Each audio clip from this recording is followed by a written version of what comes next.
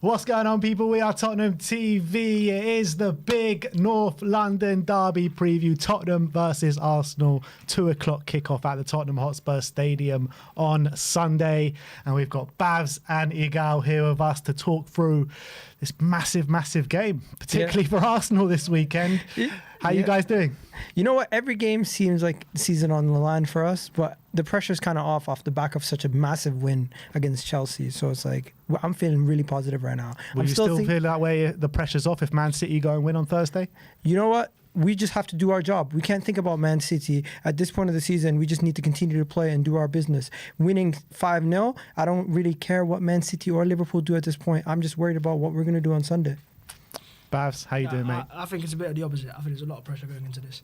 But for both teams, it's not just an Arsenal thing. You know, you look at Spurs fighting for top 4. I don't know how many points you're off fourth right now, but, you know, it's... We're 6 points with 2 games. So it's a must-win game for both teams. And also, if you let us come to your ground and beat you, and we go on to win a title, it would hurt you a lot more as well. So it's that thing where you won't want to stop us, but also we have to find a way. No, but he was asking about City and Liverpool. No, but City, Liverpool, of course you have to focus on them. They are title rivals. If you don't focus on the teams that are fighting for your title, you're gonna, eventually get lost in the title race. So yeah, look, I think it's a massive game. It will be intriguing because you go back to the first game of the season at the Emirates, the 2-2. We kind of underestimated you guys. I don't think it will be the case this time. And I wouldn't be surprised if Arteta went a bit more pragmatic and changed up a little bit. We'll get into the game a bit later, but I did want to ask you, when you went into that Man City game a month ago now? Yeah. You sat back, you put 11 men behind the ball, you parked the buck essentially. Do you think it might be a similar kind of way of thinking this weekend? I don't think it'll be parking the bus. And also, that wasn't really a park the bus anyways. It was City are a very good team and they can force you to park the bus, which we can do, by the way. Yeah. Some teams can't do that. I mean, Spurs are actually a very good example of, you got a lot of personnel, but sometimes you won't change your ways. In that game, Mikel went, I need a result. So if I have to sit back a little bit, I'll do that. And City can force you to do that. But against you guys, I think it's a bit different. I want to see how you guys adapt to us as well. Because if you give us space in behind again, with the confidence we have right now going forwards, 5 against Chelsea, and prior to that as well, we're scoring quite a few more goals, we could hurt you. But yeah, in terms of respecting you guys and your attack, I think Mikel will play maybe a mid-block at times, and there'll definitely be a lot more respect. I think let's crack things off with a combined 11. We saw how fireworks flew last time that we did this beginning of the season. We'll go 4-3-3 formation and... just anyone involved, basically. No more 3 at the back. No more 3 at the back. 3 at the back. Conte's gone. Nuno's gone. It's 4-3-3. Ange against Arteta. We'll start off with the goalkeepers. Obviously, we're putting forward Vicario. Earlier in the season, maybe, but not anymore. Let's be honest. We've seen Vicario be a little bit susceptible to those corners, not being able to claim the crosses as well. And we know Raya, that's one of his strong suits. Raya also, he pretty much has the Golden Glove wrapped up at this point. He just needs Pickford to have one more game where he doesn't get a clean sheet and it's done. So from my perspective, I think Vicario having a little bit of a dip and Raya being so consistent, I would say Raya's having a better season. And I would put him there. Has Raya actually been tested though? It's mainly your defence that is due to this Golden Glove. No, but this is what people forget. It's not just the fact that the back 4 is doing their job. Raya is also making sure he's making crucial saves. For example, the Wolves game, he made a crucial save just yesterday versus Chelsea. It hits off the post, but luckily he's there to make sure it does that. And these kind of situations, just minimal things like coming and claiming crosses, relieving the pressure off your defence is such a crucial thing that people underestimate. So I think Raya doesn't get spoken about because our defence is so good, but he's a key reason and why one of our defense has been as good as it has been. I feel like Raya is better coming for crosses, and I think he's got better command of his area. I think that's true, and I also think he's better with his feet. I think he's better with the ball, playing those long passes. I think he's got better technique on his passes. I do think Vicario is better in 2 aspects. I think he's better with his shot stopping. I think he's got better reach. I think Raya from outside the box has been quite susceptible, I've seen. And I think sweeping as well. I think Vicario has better timing with his sweeping, I feel. And he's much better coming off his line at doing that. So I think there's give and take with both. I think definitely in 2024, Ray has been better. I agree. I think the first half of the season, I think Vicario is better. Obviously, I'm going to back my guy, but I have been impressed with Raya because he did have a tough start and he kind of turned it around. So I've got to give him credit for that. It depends on what you want. As he's right. If you want a goalkeeper that's going to save you shots and you save you goals, I think Vicario is a guy for that. But I wouldn't swap him for Raya because he suits what we need in terms of that composure and that calming presence. And, Vicario's got a lot of fundamentals, but Raya's a bit more suited to what Arteta wants in terms of playing out the back and the long passing as well. It's very consistent and he can find Havertz very well. And for the fact that he's very good at claiming crosses despite being, 5'11", which is pretty short for a goalkeeper, it's very impressive. And let's not forget, look, he missed the first 4 games of the season, didn't play for Arsenal, and he's already almost secured the Golden Glove, or he's won in 28 games. In 28 games. Now, of course, the defense plays a massive part, but you can't underestimate how important a goalkeeper is, because we've seen Ramsdale come in. We've seen him come in and have a few games and a few mistakes. So, against Brentford. So you can't take that for granted. And that's why also, even in the Champions League, he saved a few penalties. So he's had a few good moments. And second half of the season, he's grown more and more. No Arsenal fans questioning anymore. Maybe if this was done in September or November, you go, Raya maybe, or Ramsdale. But now it's not even a question. And I think because he might win the Golden Glove, it will win the Golden Glove. And the consistency, I go for Raya. Yeah. I do think when you take the whole course of the season, out and out goalkeeping, what you want your goalkeeper for, particularly us anyway, when we come under fire with so many shots.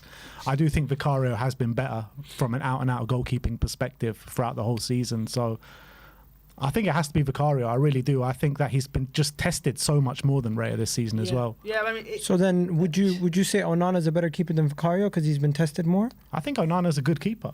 I think he's a very good keeper. My point is, just because you utilize more in stopping shots doesn't mean you're the better keeper. Yeah, but he's made a lot more mistakes. The thing is, Vicario's been tested so much. How many mistakes has he made? Yeah, no. Maybe one against Everton. Making saves is important, but if you always look at like the most saves in the league, it's always relegation teams. So it's not always that's true. It's not always the barometer to go off. And also, I would argue sometimes it's harder to just stay concentrated. I'm not talking about the volume of saves. No, of course I'm talking about the quality of the saves as well. Raya's made some important saves. And look, we used to see it year in year with David De Gea. When he used to play for a United team that conceded so many shots, he was the best in the world. Oh my God, he makes so many saves. The moment he only has to make 1 save a game or 2 saves a game, he can't do it. The best example is Edison and Alisson, right? And Raya's trying to be like that. And I think it depends on how you want to play. I wouldn't mind going to either goalkeeper. Obviously, I'm going to favour the Arsenal one. But it's not really a deficit either way. It's interesting because in the summer, Spurs were obviously linked with Raya and linked with Vicario, right? And I was up in arms when Spurs signed Vicario. I was like, why are you going for this unknown keeper? But as the season's progressed and I've seen what Vicario is all about, I'm so happy with Vicario and I don't think I would swap. Yeah, well, we're going to have to decide. Who's in goal? Shock to Arsenal fans go for the Arsenal and Spurs go for the Spurs. It's got to be Vicario. Come on. I think let's look at the clean sheets then. To break the tie. You can't look at the clean sheets. We are judging defenders, right? Don't worry, defenders will come in a bit. if you're gonna get Vicario in goal, it will be a massacre in defence. Then I'm just saying. I'm just saying. Look, we're going Vicario in goal. I think that's what it's going to come down to. Right Vicario. Back, Pedro Porro against Ben White. Okay, I'm just going to start off say Ben White has been the best right back this season in the Premier League based on form for the entire season. We've seen Trent get injured at times this season, but Ben White has been consistent. Since the turn of the year, I think he's been one of the best right backs in the Premier League, no debate. And I have him personally in my team of the season. So no surprise, I'm going to be putting him forward as a candidate for this combined 11. Turn of the year is the key thing there, because since the turn of the year he has been brilliant, but I think before the turn of the year Pedro Porro was playing at a higher standard than Ben White. I think since the turn of the year Ben White has eclipsed him. I think more than that, I think in the first half of the season White was poor. He was getting caught. I remember a lot of Arsenal fans were calling him out for him getting exposed. He was a weak link in that. I don't think Ben White was poor. You got to look. We were actually trying to figure out what we were going to do with our tactics. We were messing around with the tactics slightly. So Ben White actually started as centre back in one of the first games, if I'm not mistaken. And we actually had we had Gabriel on the bench. And then once he went back into the right back position, we were still messing around with the midfield. Arteta was making slight tweaks, but once those tweaks were done and everything is all ready to go, you can see how good he is. But personally, for me, going forward and defensively, I think he's the best right back out of both teams. And when you speak about Pedro Porro, I just think he's susceptible to a defensive error here and there, where Ben White, you're not going to get those. It's also tactically the way two teams are set up as well. The way Pedro Porro plays, sometimes he's like a number 10, at the other end of the pitch. I think it's just crazy the way, both teams are set up and the differences. And maybe, that's a cause for the argument. But I do think, if I'm going to be fair, I do think Ben White has been better over the course of the season. Yeah, look, it's one of those where if he's better in the second half of the season, it's a good example of the player's testament and character, because that's the most pressurised moment. So as the season's gotten harder and harder and other players have got more tired, he's found a second win. And we also forget in the first half of the season he was playing with an injury. He went away for 2-3 weeks and he recovered a bit more, and since then he's been better. And obviously he didn't go to international break either. I think Porro's been good. I don't think he's been bad. I don't think any Spurs player's been really bad. So they're all going to be close.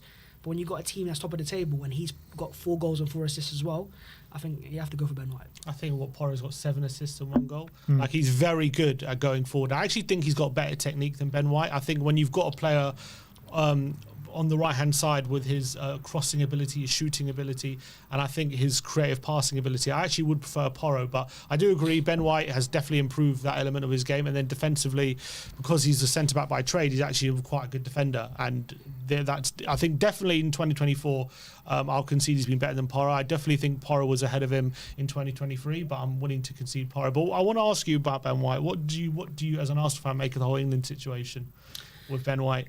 There's something's happened behind the scenes. I mean, I don't want to. Do you care? Like, do you even care?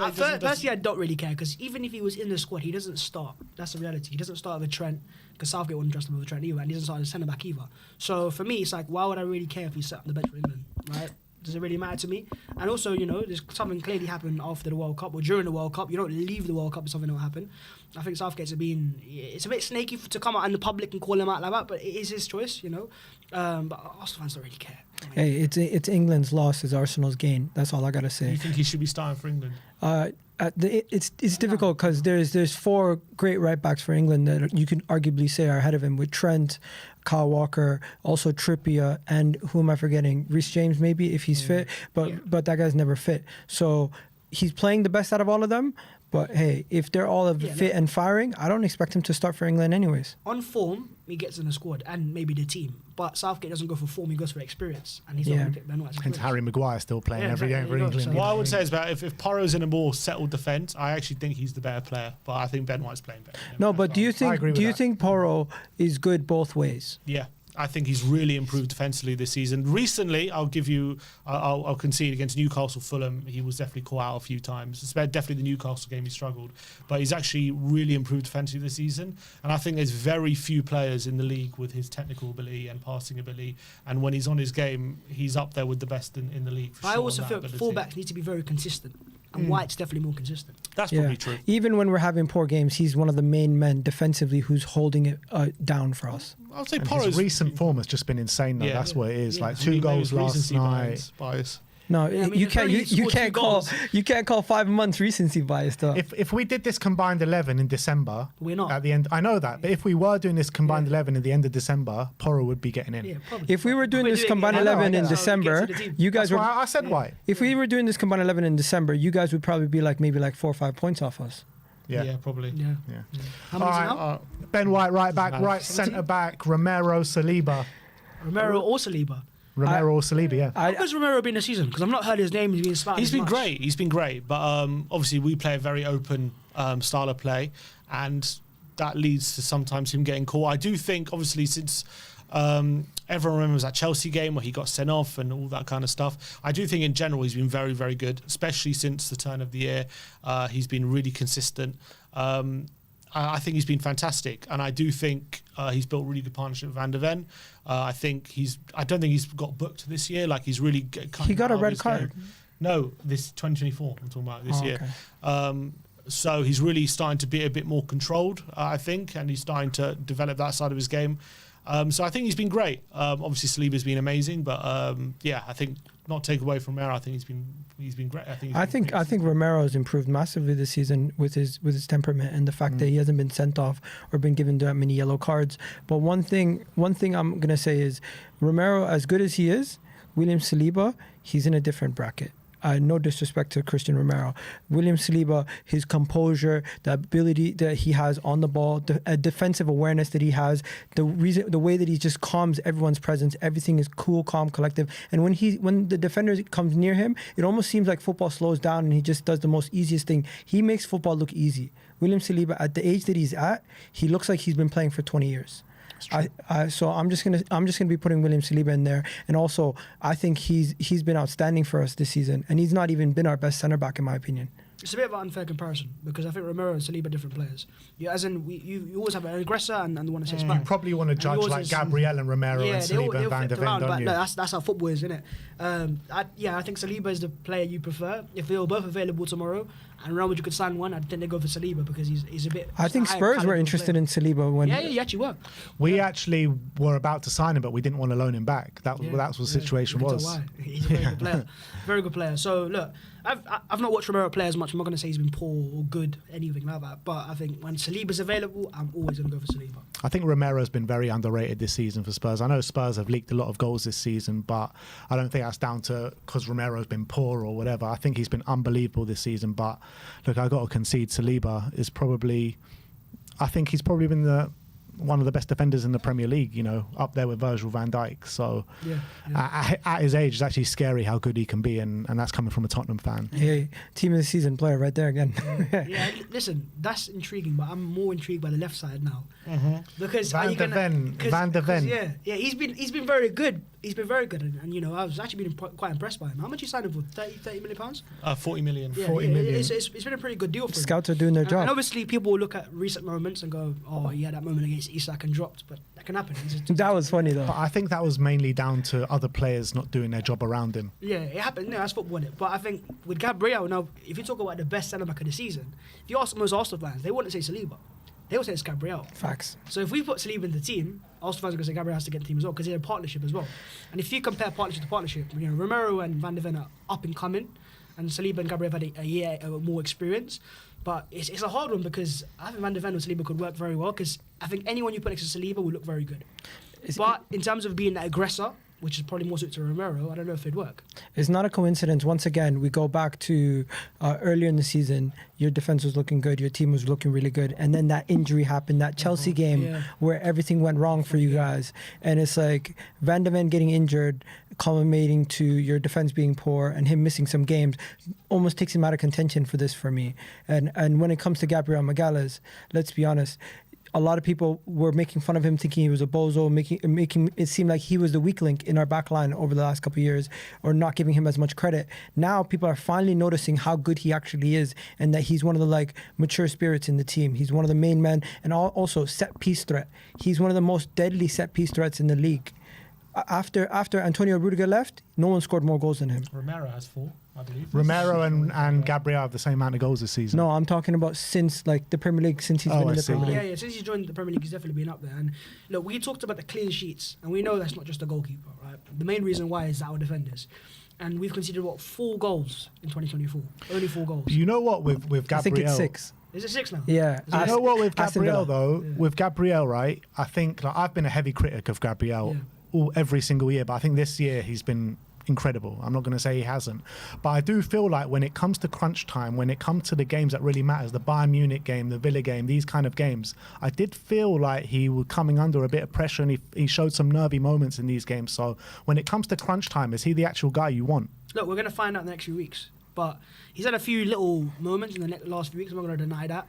But also, he's been very consistent for most of the season. So if he's got a 9 out of 10 centre-back who's now gone to a 7 for a few games, I'm not going to go, wow, he's dropped off. But if he has a major error against Spurs this weekend, or United in the future, maybe you start asking the questions. But when you've got the 2 best centre-backs in the league in terms of the record, defensively, and the clean sheets and everything, they've kept 16 in total. Raya's kept 14, but they've kept 16. You have to play him as a partnership, surely. I don't think Van de Ven's, apart from maybe the Newcastle game, he hasn't had a bad game. Literally every time he's played, he's been absolutely exceptional, and he has so much more to do as well than Gab. We obviously get fair play. Gabriel Saliba done great, but obviously your defence as a unit is a lot more structured at the moment than our defence because we're still in that process. And Van de Ven has so much covering to do. Every time, how many goals he has stopped per game is incredible. The amount of work he has to do, the amount of time he has to cover in behind and stop players running through on goal. And he's got unbelievable pace. He is the fastest player in the Premier League. That is I think in history. So that's an unbelievable facet to have as a centre-back. And he's so big. You saw against... who did he score against? Forest. He's got a good left foot as well. He scored I think he's got 2 goals this season. So yeah, he scored a brilliant goal from outside the box. So I think Van de Ven, obviously he's in his first season. I mean, we might be talking about him as being a better player than Gabriel. I don't know whether I think Gabriel might have had a better season, but I think Van de Ven might be the better player. Looking at comparison-wise, I think Van de Ven's at an 8, and Gabriel had a 9. So it's not like it's massively off, right? And that's fair enough because one player has more experience and he's had a better team as well. But you can't go off the best defence in the league and not have the 2 centre-backs there. I feel like if we have this conversation at the end of next season, when Spurs are We will have this conversation. we will. But when we do have that conversation at the end of next season and Spurs are a more settled side, second year under Ange, I do think we're getting Van de Ven in that back four. But right now, it's hard to disagree with you. It's gonna be really difficult to get Van de Ven in when you're talking about a potential league champions. You know what I mean? League champions. Yeah, we're in April. You know that, guys. We're in April. But you said next season, right? So we could potentially win the league this season, and those status of these players. Also potentially not win the league this season. Yeah, of course we can't. But the reality is, I don't think Gabriel gets worse from this year. Like, he's still 26. Yeah. So it's not like he's like 35 and he's going to get worse next year. He's still 26. Saliba's still pretty young as well. The Arsenal defence could improve even more with a better player in front or someone like that. But this is Van de Ven's first season in the Premier League. I think if you're what was Gabriel's first season? No, but you didn't. But understand. You guys were not managing the Champions League. You weren't even managing Europe. You were just only playing in the league. So understand that it's a completely different thing when you guys are back in the Champions League next season or in Europe next season minimum, and you're going to have to play many more games. I remember when you lot weren't in Europe, Gabriel was making mistake after mistake. You know what I mean? If I could take one defender out of Spurs, it would be Van de Ven. But still, I'd not Gabriel for now. No, for me, it would be someone else. Who would it be? The left back. Look at this. Guna's fighting over Spurs players. Love it. But no, Gabriel gets in. We don't mind taking Spurs defenders. We've got a nice history of those. Yeah, so Campbell. You leave that out of your mouth. Gabriel and Saliba at the back. Left back. Destiny Udogie against. Is he injured? He's injured, yeah. He is injured. So would he still qualify for the combined 11? He still qualifying. He's our only left back we have in the squad. Look, I can't really say that because we've had a lot of injuries at left back as well, so we can't say he qualifies and we don't qualify or whatever like that. Nah, yeah. We've not had a set left back. Now, look, if we had our actual left back that's fit, been injured all season, it would have been a different conversation. But who's your best left back? You're in Timber. I think. Yeah. He's only played like one game for you. Yeah, but you can tell when the quality. He's just something else. You can tell someone's quality. He played one game though. Yeah, but before Doggy even came for you guys, you knew he was good. Yeah, we know how good Timber is. He played for Ajax last year, and he's played for. Yeah, but also he literally. Now look at him. No, but with Timber, it's a bit different because you can tell he's not as defensively lapsed, right? Yeah. And Zinchenko last year was definitely in this conversation, but he's not started as many games this year, so we can't even say Zinchenko's name in this. The player that we would put forward is Kivior. Because he's played the most left back minutes. He's a centre back, really. Yeah, exactly. But so is Tomiyasu as well. So that's how we play. Look, I don't think it's as much a conversation. Yeah, nobody at Arsenal has stamped their authority and taken that left back position yet since Timbers got injured and Zinchenko's been not having as good season as he had last season. I'm not going to put Tomiyasu forward because he's always injured. Kivior doesn't play as many games consecutively, and Zinchenko's been out, so. Could he be on his way out, Zinchenko, you reckon? I think so. I think so too, yeah. I think so. And it's not because, look, we're ungrateful for the player. I think he's been very good for us. He took him from 5th to 2nd. That's a massive leap. Massive. But as a team evolves, you evolve by certain players. Facts. And, he helped us get to a stage. And, now we're at a stage where we're trying to become a bit more secure. And there's a reason why when Kivior with us start, we don't concede as many goals. When he comes on the pitch, even as off the bench, sometimes he can be a bit lapsed. So, yeah, I think this has to be a Doggy. Who's starting left back in the derby, do you reckon? Kivior. You reckon Tomiyasu? Unless he's injured, Tomiyasu will start. Tomiyasu starts the big games, if he's fit. There's always a Tomiyasu started the last game. I think he walked off injured the last game. So yeah, he's always injured, that guy. It depends. It depends who we're gonna be going up against. I could see Kivior also starting if Tomiyasu's not ready. It does depend. But look, to be fair, last season Zinchenko's pretty good against Spurs. I'm pretty sure away from him, so he's fit and available. So I wouldn't be surprised for a bit of a shock. We have 3 options. Yeah, there's a few options there. But in terms of for this combined 11, I'm going Destiny Doggy. Yeah, same. Destiny Doggy. That's actually a player that Spurs fans hyped up. And he's looked up to the hype. You do quite often with this player. He's not quite as good, but he actually is. Yeah, he's decent. I honestly think he would be in my team of the year also for left back. Team of the year, you reckon? If he wasn't injured, he would definitely be in there for me. All right. I think he's in there. High words for Destiny Udogie from the other side of North London. So Udogie gets in at left back. So the defence is Vicario, White, Saliba, Gabriel, and Udogie. In defensive midfield, who are we going for? We're only going off the first 10 games of the season. Only 10 games. So Basuma gets straight in. No. Basuma, better than Declan Rice. He's got the most stats in the league. And the better dribbler than Rodri. And he's this and that. And look at Declan Rice now. Look, to be fair, Basuma has fallen off a cliff ever since those first 10 games. He got sent off again, and we just haven't seen the same Basuma since. So maybe you overrated him? Well, Maybe. maybe that happens. Look, we'll get into people overrating people Exactly, later we'll on, get so into don't that you in a worry, bit. Don't you worry. But yeah, look, unfortunately, as much as Basuma started on the season like a house on fire, and obviously following on from what he was doing at Brighton, which he was class to Brighton as well. You thought, okay, now we're seeing the real Basuma. This is a guy we signed from Brighton, 30 million. He's a really good destroyer. He's really good dribbling ability, and from what he showed early on, we thought, oh wow, he's in for a major season. Unfortunately, he had got a red card and then it just completely fell off out of nowhere. He hasn't seemed to regain that confidence that he had. He hasn't got that consistency back.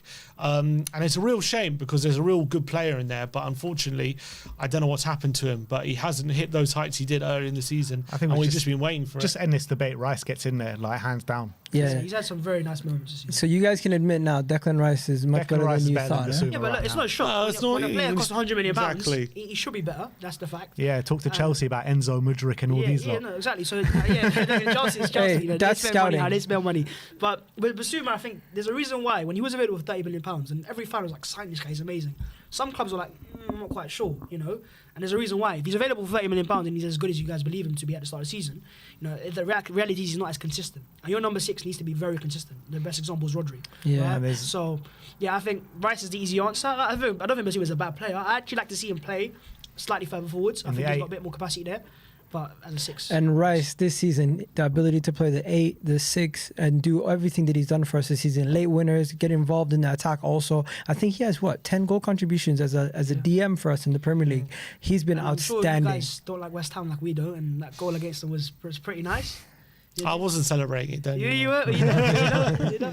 All right, Rice in the 6. 2 other midfielders we got to put in there. So I think that one guarantee here is Odegaard. is Odegaard, because he's in a PFA team of the year conversation or player of the year conversation. Well, you see, I think he is now, but again, another player before the turn of the year. People were saying he was having a poor season. Again, he wasn't. He went through like a 10-game period where he didn't get any assists or any I goals. never blamed him because, as you guys seen, even in the Chelsea game that happened last night, he's so majestic. He creates all these chances. He created 8 chances last night. 8 chances created by one Did you see that player, pass to Havertz? and the amount of times that he puts the ball on the plate, and you have Eddie and Nketiah missing, you have Martinelli missing, you have Trossard missing. We're constantly. He's also doing these things. It's just the players are not finishing their dinner. So I don't necessarily blame Odegaard. I think Odegaard, even when people were saying he was having a poor season, he was doing his job. It's just the attackers were letting him down. Not even that. I think the context behind it is in the first half of the season, the reason why he looked poor is because his role was different.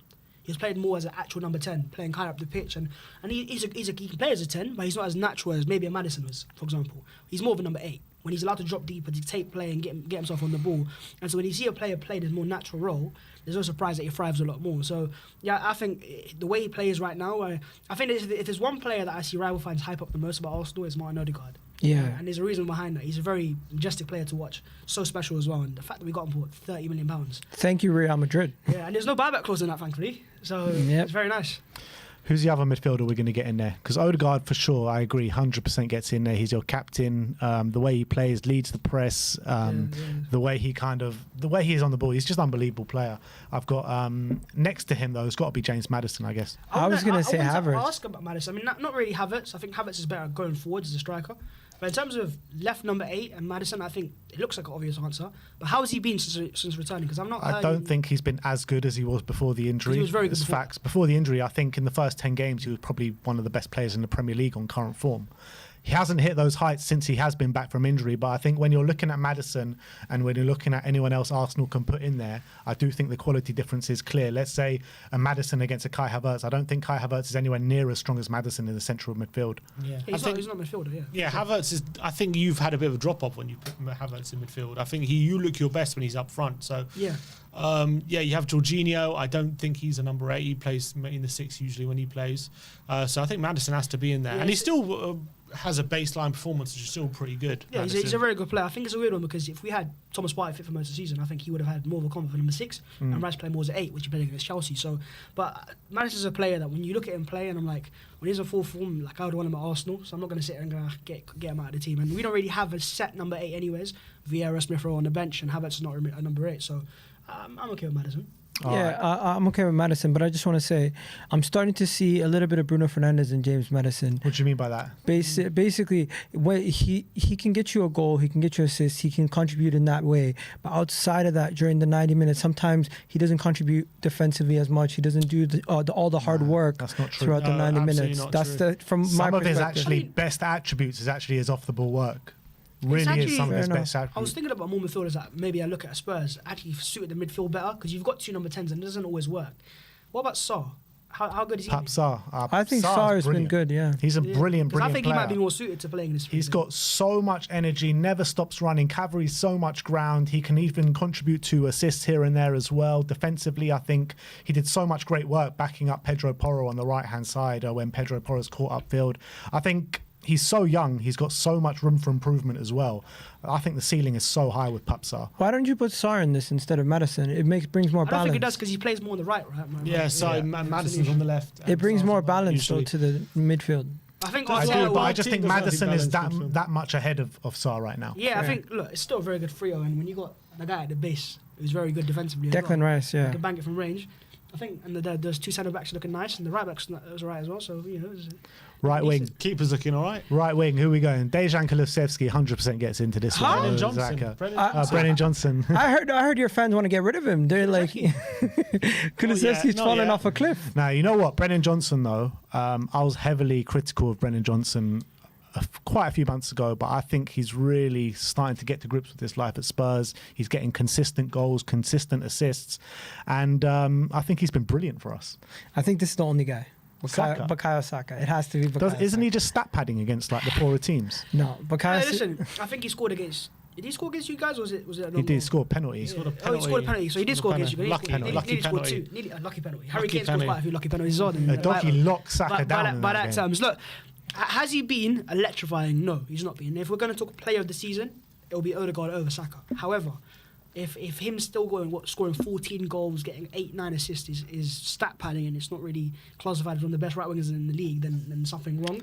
I do think though that in terms of how he's judged and how rival fans see him now with the whole limping memes and stuff like that, it happens. If you're going to enter conversations of being a world class player, you're going to get this level of treatment. So I'm not sitting there going, "Wow, Saka's treated unfairly." I'm going, look. When you're going to be a top player, you have to get used to this sort of treatment. Talk to me about Saka. How good of a season has he actually had this season compared to last season? Because I'm looking at Bukayo Saka and I'm looking at his February where he scored a crazy amount of goals. He got quite a few assists as well. But outside of February, I don't think he's actually had a top season this year.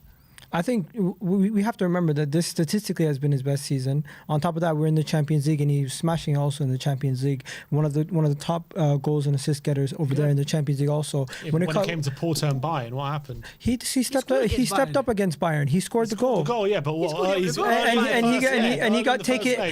got taken out wrongfully at the end of the game. He could have won the game. But personally, for me, the thing that people don't see about Saka is this season he's constantly just doing his job to a T, and he's getting double teamed, triple teamed consecutively all the time. You see 2 fullbacks. Sometimes even people are playing 2 left backs to try to stop him, like Thomas Tuchel did at the Allianz Arena. So with more emphasis on Bukayo Saka, there's going to be people are going to say, oh, he's more quiet. But really and truly, he's doing the same damage. It's just he's doing it more efficiently. He's getting the same level of assist goals, and it's not all flashy like he used to be back in the day. I don't think it's about that. I think it's fatigue. People are used to seeing Saka good. So if he's not very, very good, people go, oh, he's awful. Yeah, you don't go, he's not. He's a 7 out of 10 today. Go, he's a 3-4 out of 10. He'll still score a goal, maybe. Still impact the game. He'll probably win the game maybe on Sunday for us, right? And they go, no, he didn't have 25 dribbles in this game, and he wasn't like Doku's little flicks and tricks. And I think a lot of people fall for aesthetics, and that's amazing if that's the type of player. And Odegaard's the type of player for that as well. But in terms of what you want from your forwards, it's efficiency and goals, and Saka provides that at the highest level. And creativity. He's amazing. I was going to say, how good was Saka at Brennan's age? But I think Saka's probably younger than him. How old is Brendan? Is he like 23? 22. Yeah, he's younger. So Saka's younger, no? Yeah, 50 million down drain. That's good. All I have to say is when it comes to Bukayo Saka, he was getting 12 assists for us his first season when he was 19 years old playing left back. Does Saka get him playing in Team of the Season this year in the Premier League? It's between him and Salah. Palmer. Palmer I think gets over him. So it's one of those where Salah's not been amazing, neither is Saka. To their normal standards, by the way, they've been very good. But Palmer's come onto the scene, scored 20 goals. What about You can't Salah just- also? Yeah, you can't Yeah, discount Salah. that. But Salah's had a lot of injuries, unfortunately. Yeah. When a player scores 20 league goals in his first year, you got to go. Salah's had a lot of injuries, but I think they've had a similar amount of goal contribution. Yeah, haven't Salah's they? like that. I think that position is still not decided. There's 3 guys fighting it out for it. Yeah, but would I start Palmer over Saka for England? No. Never. Because he's not a right winger. He plays for Chelsea as a right winger, but he drifts more centrally. As an actual right winger, Saka's a better player. And I think something that people don't underestimate about Bukayo Saka is he impacts the game in many different ways, creativity-wise, scoring goals, and also just the pressure that he puts on the opponents. He basically shifts the whole defense the moment he has the ball, and he creates so much mismatches for your team, especially when you have a runner like Kai Havertz running from midfield. You see Odegaard get a lot of cutbacks. It's because there's so much emphasis on our great wingers that teams don't want to get embarrassed from Bukayo Saka. It's almost like what Chelsea used to have when people focus so much on Eden Hazard. I think it's safe to say Saka gets in at right wing. Yeah. Just about. He just sneaks in there. It's the easiest we ever got him in, you know. Nobody's like, Kulusevski's definitely better. And definitely Left wing. like this. This is an interesting one. Left wing. Who are you gonna like? What's happened to Trossard. Martinelli this season? It's a mixture. First, he has to take responsibility. He's not been as good. We saw yesterday missing. I don't think he's been anywhere near the levels. But also, I think you have to look at the way he's been playing. Yeah. Who's playing next to? Last year, he had a consistent partner. Xhaka and Martinelli had a combination. And it's very important to have that. You go on the right with Saka and Odegaard and you can build chemistry and stuff. This year, it's been Havertz, maybe Rice, maybe someone else there. And he's been taken out of the team more often. So I think with the lack of consistency on the left-hand side and the left-back not being fit as well, Lozinchenko most of the time, I think he struggled. He's not had the same service. And also last year, people forget, when you had Jesus playing, he would drift to the left-hand side, he combined with him. When you take it all of that away, he's not as good as Saka to make something out of nothing. So I think Martinelli's a player where I expect next year to go up again, when we get him a more comfortable player to play on that side that he can partner with, if he's Rice, someone like that, and a left-back as well, like Timber's fully fit. But I think without that, he's not a one-man team, like maybe Saka can be at times, and he's definitely had a bit of a mid-season. I think he was much suited to how you were playing last season, where you were much more full throttle, faster paced, and then he was getting in behind a lot quicker when you were sometimes hitting teams on very quick transitions. Now, when you're facing against low blocks and the space is clogged up, and he has to be a bit more technical. Yeah, a bit more nimble is the word I was looking for. A bit more nimble.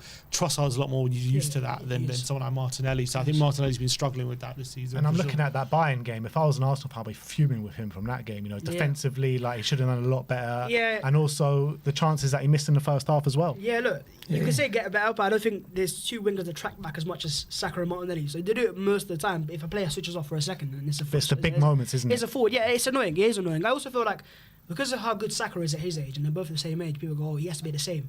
It's not. Saka's a bit of an abnormal player, right? And if Martinelli's going for the normal thing of a 22-year-old goal scorer, he's a bit inconsistent at times. I mean, the only player we can put forward for left wing is Timo Werner. Well, if we're talking about goal contributions per 90, I think. I mean, if we're going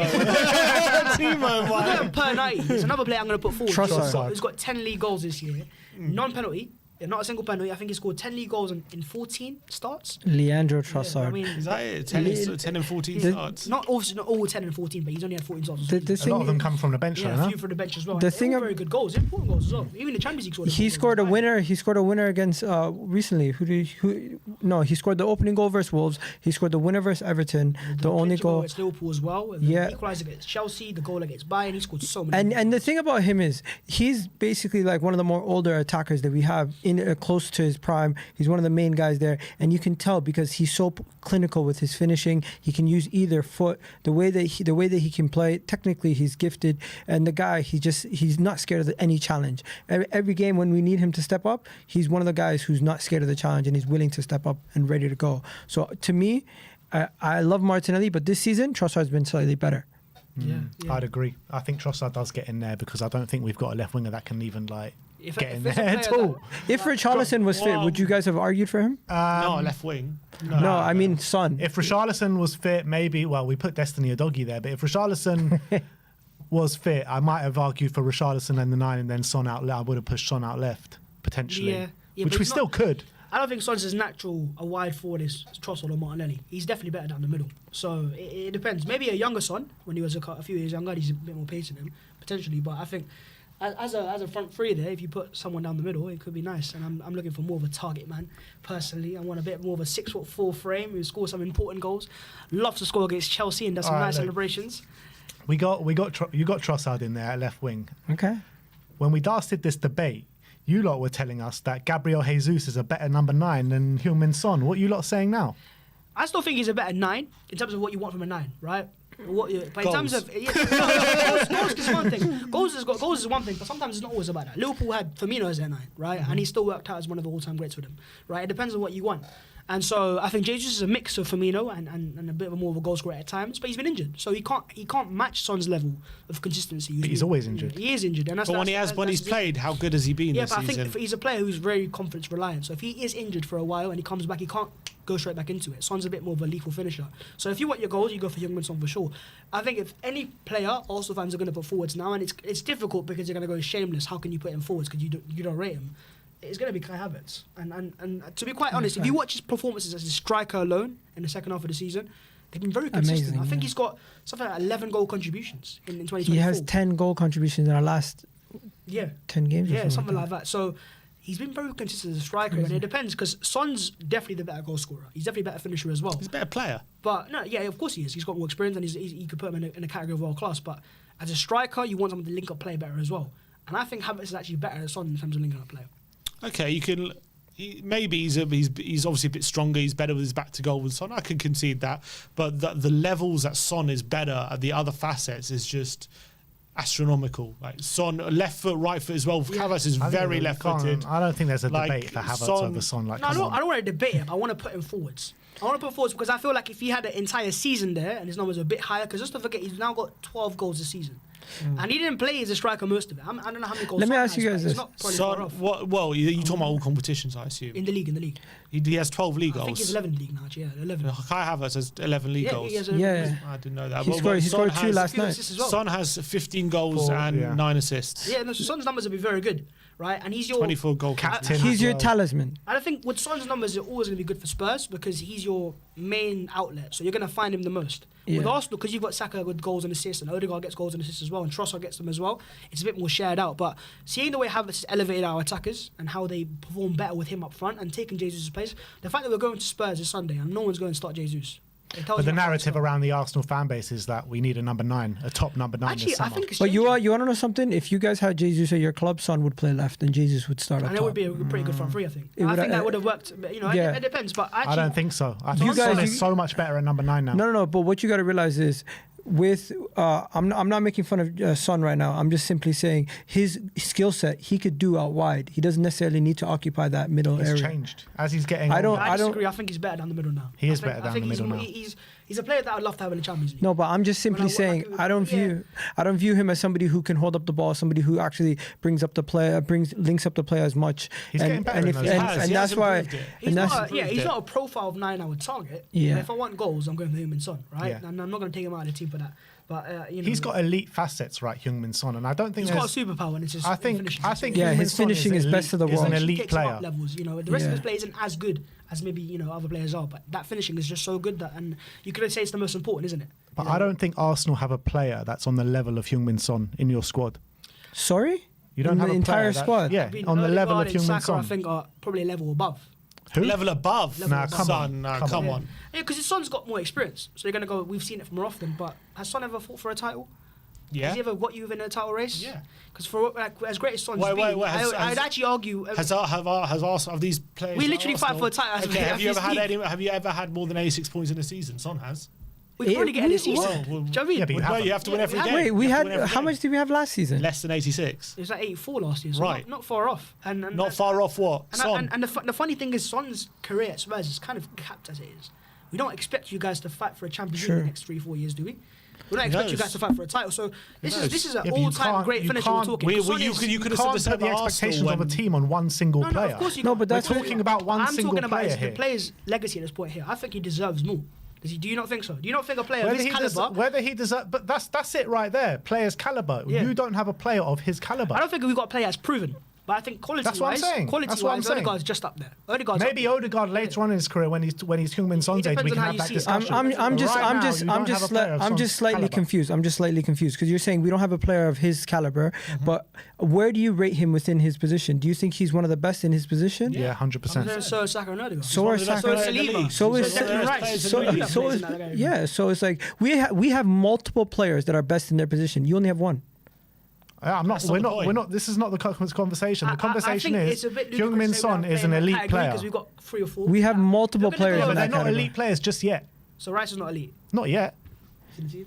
He's in the team, It's- yeah, because he's yeah. better than what we got. It's elite but not elite. So Not you're yet. saying from from this combined 11, you're saying Son is the best player in this combined 11. Yeah.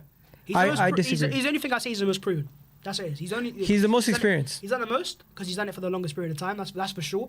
And that's why it's easy for you to say, Son's the most thing. But I don't expect Saliba to decline next year, nor Saka or Odegaard or Rice as well. So it depends on how you see football. I guess you're trying to level Son up in that. But going back to what you said earlier about Arsenal needing a striker, I don't think every Arsenal fan thinks that right now.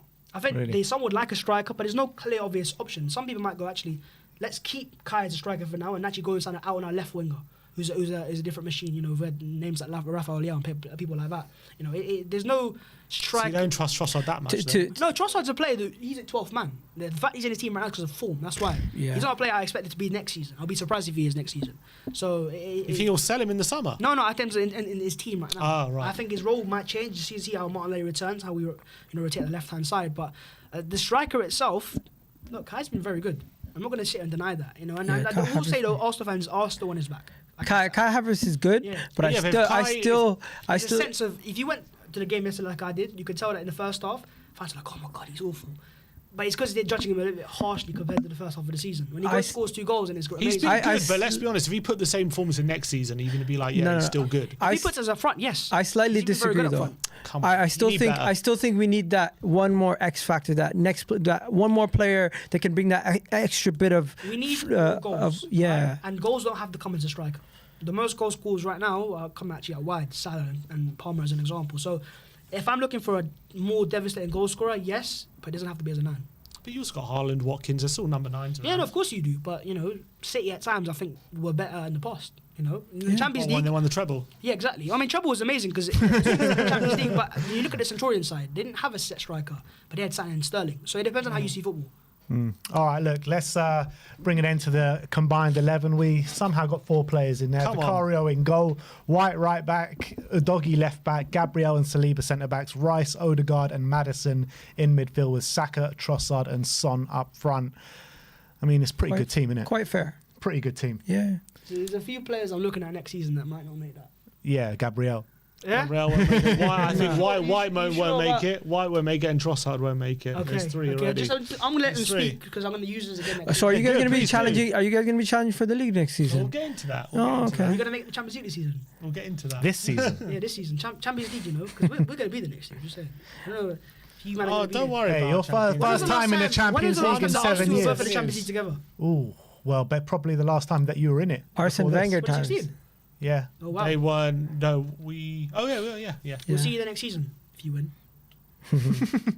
All right, look, let's get on to our next talking point, and it's about Mikel Arteta. Yes. Is he elite or is he a bottle job? He's See, elite. look, there you go. That's the issue with the question. It's like you have to be either 10 out of 10 or he's 1 out of 10. No, he's probably either a 9 or an 8 right now.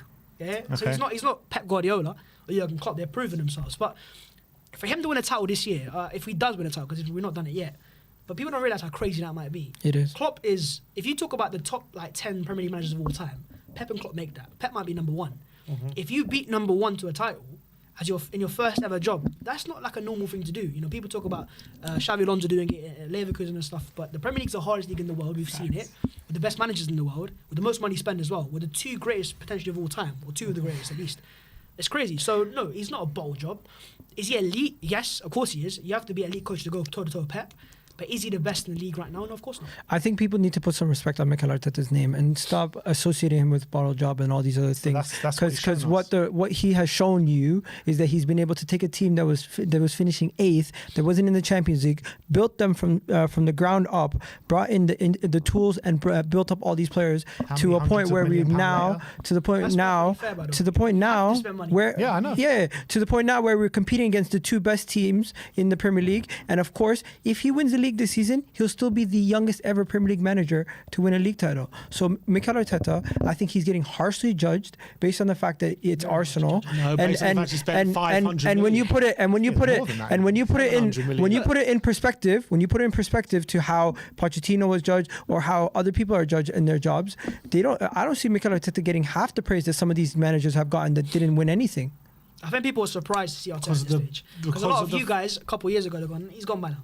He's not as good. You know, Yeah. Conte was Yeah, but better, when you look at it, so- why Mourinho was better, why Conte do was you better. not fall apart every April? I think it's not Going fall for the apart. top Because four, you fell saw- apart. okay, you say It's fall fatigue. Last year fell apart. Right, so you say fell apart, right? Last year we fell apart. We won, one game out of 5 in April. Yeah. Season This before as year, well. in Season April- before as well. Yeah, so season before as well. This year we draw one, This lose year, two. in April, in the league, we've won 4 out of 5. So is that Yeah, falling but apart to you you guys? also fell apart against We Bayern fell Munich. short. You fell short against Bayern falling Munich. apart is, a But calamity. also You the lose signs were 5-1 there or against One Aston second. Villa. I think you were pretty lucky Teams that you lose games sometimes. Yeah, Liverpool but did it against. I don't think against your Fulham, levels. you know? I don't think your And levels in the Crystal past Palace. 5 games have been anywhere close to what you were showing in January, you get to February. the stage of the around season- that time. Did you not see the Chelsea game yesterday? No, I didn't actually. Did you not see it? They could have been drawing at half Did you- time. did you- It is, right, I don't expect Arsenal to be performing at 6-0 basis at this business end. Right now, it's just about getting over the line. So you'll get more performances like Wolves, where you're just playing a 6 out of 10 performance and you get over the line. That's what City do most of the years. You know- they don't play every game. If at Wolves full- have their full attacking self. talents on the pitch fully fit and stuff, I think they could have taken points off you that game. Yeah, but And you know The way you something? played. Yeah, you can say the same way. If we had our fully fit team, we would have won the league last year. Anyone can say whatever. They're all hypotheticals. The main thing is Mikel Arteta. At this point, he's not going to prove any of you guys anything until he wins, because clearly people have made up their mind about him, To answer your and they question- made up their mind about That's what Arsenal. Arsenal Your fans question have was, been is- chucking at your question Spurs, was- right? And when we were under Pochettino, Is so Arteta- obviously Yeah, that's no, the of course, standards of you course. hold yourselves to, isn't it? Your question was, is Arteta elite So he's or a butler. job? He's elite. Arteta's elite. Mikel Arteta is elite for sure. 'Cause Can you be Yeah. elite without winning anything? No. You can be elite if you're fighting Pep Guardiola for a title. That's when you're elite. And you're that guy's not normal. I'll tell you right now, Facts. he is not normal. So if you're fighting the greatest manager of all time in your first ever job in the title, you're elite. You got to Uh, win something to be elite. Of course- Forget Guys, fighting. are we forgetting that he's fighting against not only Pep but Klopp, two managers who, when he was still a player, were managers and already doing this consistently for years. What Mikel Arteta is doing in his first year, his first job at Arsenal. Don't forget, this is his first job in football as a manager. Surely you guys He have to hasn't got admit that over it's the line yet. No, but not getting over the line Where does he doesn't rank not make you For elite. you in the league managers right now, what he's ranked? Third? Where does he rank right now in the league of managers? They're gonna probably put him Unai Emery ahead of him and some other people. Unai Emery for sure ahead of him. So fourth. You said. Why wouldn't he be ahead of him? I personally think Mikel Arteta and how he. Look, this- On what basis? I Unai think Emery has all one these second. trophies ahead of him. One second. I because he think. has more time with him. I think Yeah. managers can have more experience and have a better history in managing, but at this moment in time, you can see by how they play and how they set up their teams and how they implement their style that they're a better manager at that moment in time. So, for example, if we were to compare Arteta to Conte right now, even though Conte is not managing, you would not tell me because of his history he's a better manager than Arteta. So does Zerbi better than Arteta because he's got Brighton playing just as good football Why don't make in a him lower better? position? You But know- why would Why that make him- exactly? Why did it make him better? No, I think Arteta is better than 'Cause he's Emery. showing it. He's I'll implementing give you actually it. a good question. So Spurs this season, Pochettino don't work out, right? And you missed out on the top 4. And next year you got 2 managers you can get. You can get Unai Emery or Mikel Arteta. If you take the bias aside, you're going for Mikel Arteta. And you know it's true. You know it's But true. also, Now, but it depends. It if all you depends on what didn't you want. sack Unai Emery and you gave Unai Emery the same No. leeway that you gave Unai Mikel Emery had Arteta- to go. We wouldn't be the same team. He had to go because he lost the dressing room. No, not in the dressing room. I think he's a Yeah, but very the- good coach. The dressing room Some managers is not suit the certain dressing room that teams. you when, wanted there. When Emery was at Arsenal, I said he suited more than Everton. Why do you think he works so well at Villarreal, works so well at Aston Villa, but goes to PSG and flops? Goes to Arsenal and flops. At the big clubs, you have to play a certain style of football.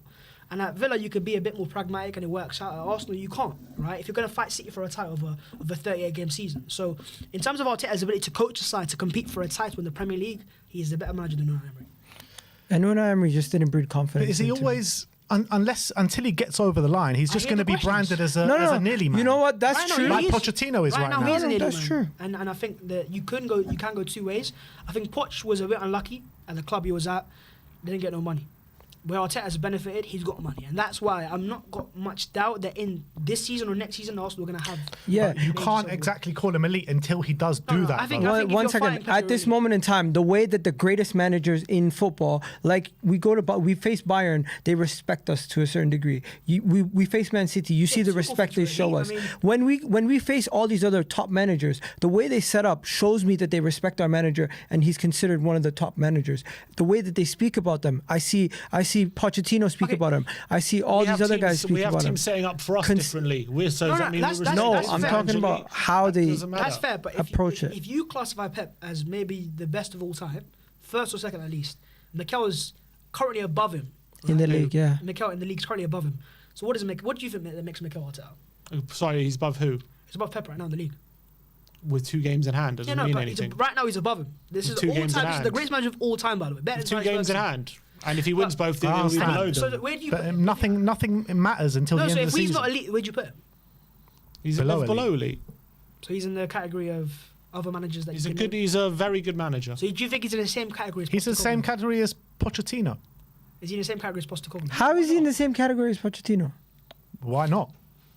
Pochettino's Spurs have done the exact same thing as Mikel Arteta's Arsenal. They have. Okay. If in fact, I could make a very good argument that Pochettino's Spurs is better than Arteta's Arsenal. In what way? Well, in the same time frame that Arteta's had at Arsenal, Poch had 3 top 4 finishes. Arteta's had 2? He had a Champions League final. He's had a higher points total. His highest points total was higher than Arteta's highest point total in the same time frame, and he had a fraction of the budget that Arteta had. And also, what you're going to Fraction. say is the FA Cup win, which he won with No, I don't Unai wanna say the Emery's FA Cup team. win. Yeah? No, but I'm one saying FA second. Cup win. If you're gonna discredit him for Unai Emery's team, are you also gonna take away the 2 8 finishes because it's Unai Emery's team that finished Well, 8 no, I'm twice? just saying- I'm not I'm saying- discrediting him for No, the no, FA no, Cup. I'm not doing that. No, The same time forget frame that Arteta's had at Arsenal. That's what Poch You achieved. never had to fight City for a title.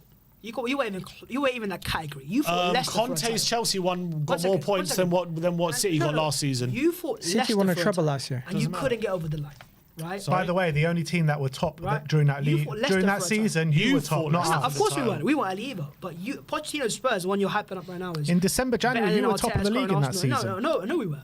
But the one you're hyping up right now with the 86 points, that was the season. Was the season after? No, it was the season after. Where did you finish second again? Second. Yeah. So the point is, To like, Conte's Chelsea. look, it was. you are a good side for sure, but the league was different back then.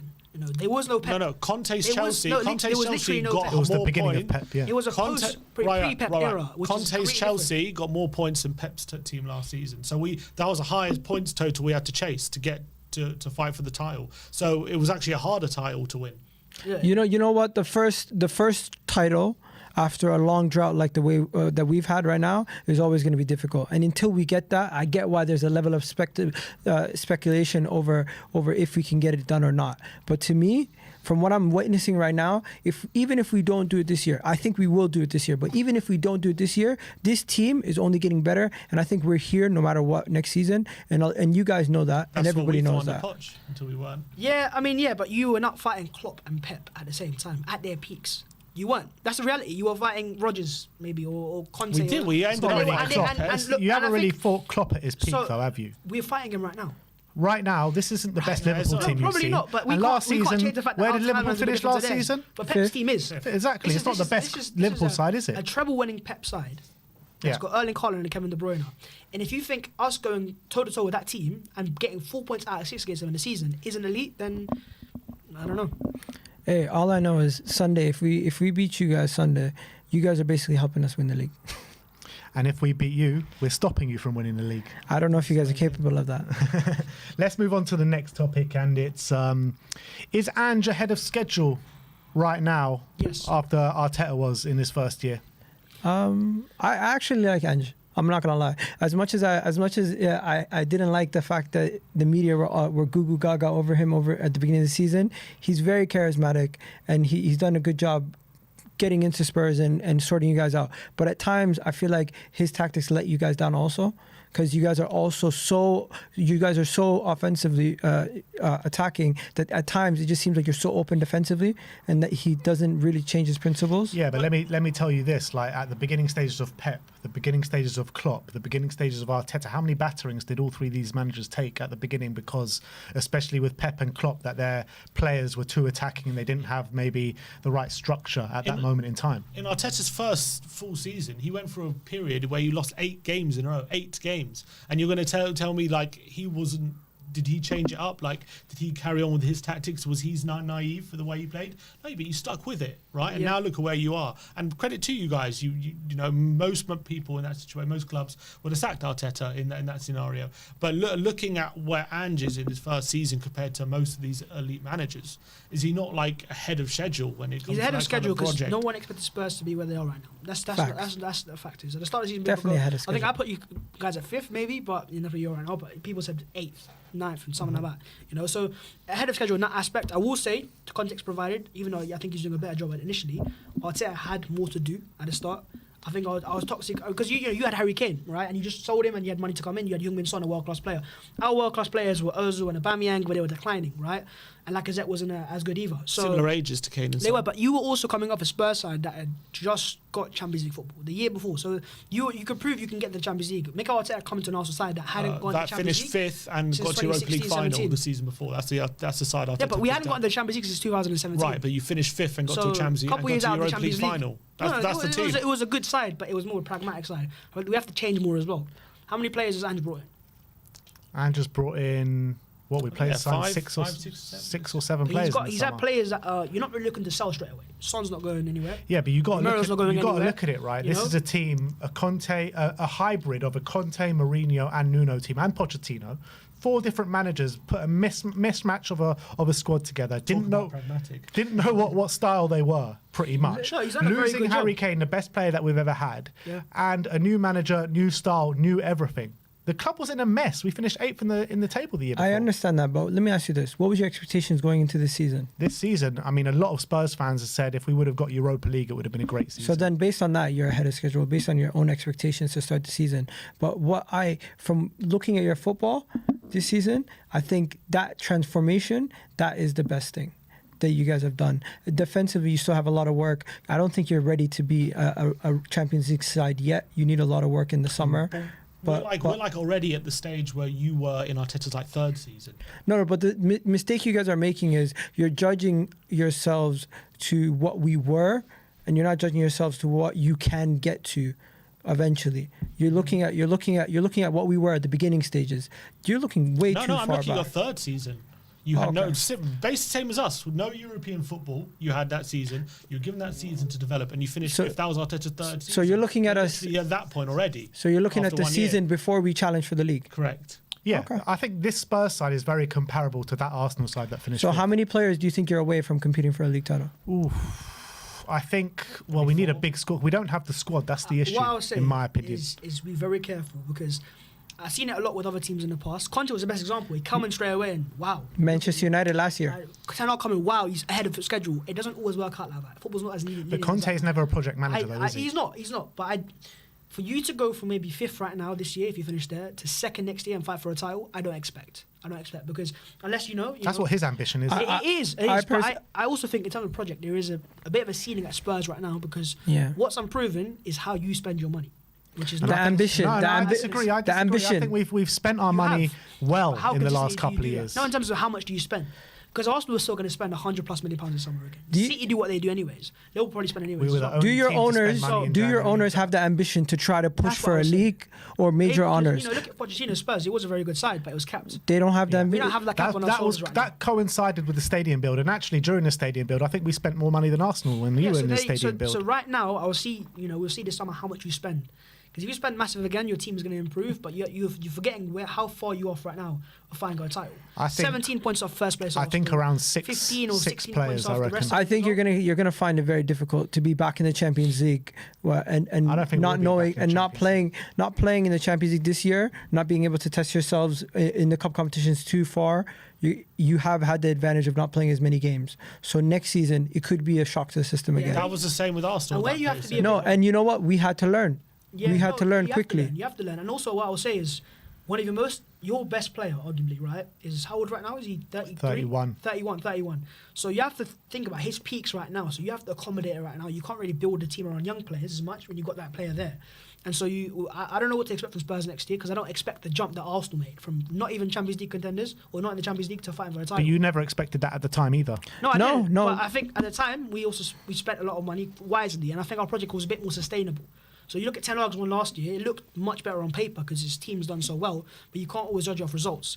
You have to look at how sustainable the project is. Ten Hag, you could see, and he itself. admitted that he was compromising on his philosophy and his tactics to get results for Man United, and it worked. But it could only work so much. Ange has gone the complete opposite way. He has stuck to his philosophy. He said, I don't care what results we're getting. I don't care who's injured, who plays where. If Emerson plays at centre-back, I don't care. We're going to keep playing the philosophy in that way. And we've got to this situation, even though we did have a lot of injuries this season, and it's been his first season, and we had a lot of problems, and it's got us to 5th place, battling for top 4. We'll see if we'll get it come the end of the season. We may or may not. But imagine once we're now a year on from the philosophy, we know who works in the team, who doesn't. We can chop and change in the summer for players who don't work in the system. We bring in a bunch of players, hopefully, that we want to improve the squad. And maybe we can make a bigger jump, because we're already at this stage where it's been a very transitional season. And apart from like a major drop off after that 5 games after the Chelsea game, we've been fairly good like this season. Your competitive side, I will say, but when you've got 2 teams right now that are Liverpool would be in the category if they weren't losing Klopp, but a bit more sustainable. They've got more set players in place and set pieces as well, because Arsenal are an old side. We're not looking at players that are they're going to age in it. They're 23, 24 as well. So there's a gap there that you're going to have to bridge, and it's not going to be as easy as maybe it looks like on paper. Not saying you're going to be competitive, but it all depends on how you invest. I put them in the same boat as Aston Villa. I look at your two teams. I look at your 2 teams, and I see a lot of similarities, and I even see quality in the squads. I think it's very similar.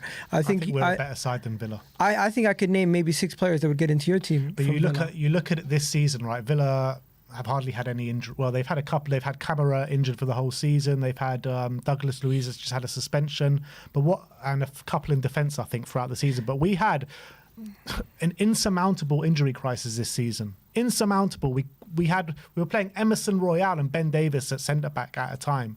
Tell me another team for 3 months exactly. Tell me another team that would and they didn't survive during that. Tell me another team that can actually survive during that. And if we didn't have that injury crisis, I think we'd be comfortably above Aston Villa this season. Mm-hmm. Hey. It's going to be intriguing next year. We're going to have to find out. When you look at it, we've actually only lost 2 games in the league this season when our first choice defence has been playing. No, but that's not how football works, unfortunately. What do you mean it's not how football works? Because if we had our first choice defence last year, we would have won the league. Yeah, but I'm just saying that's a barometer of how good Spurs can be.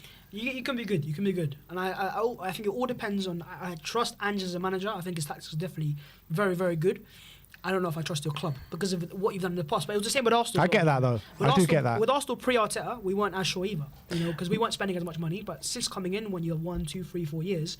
But when we spend money again this summer, and it'll be big...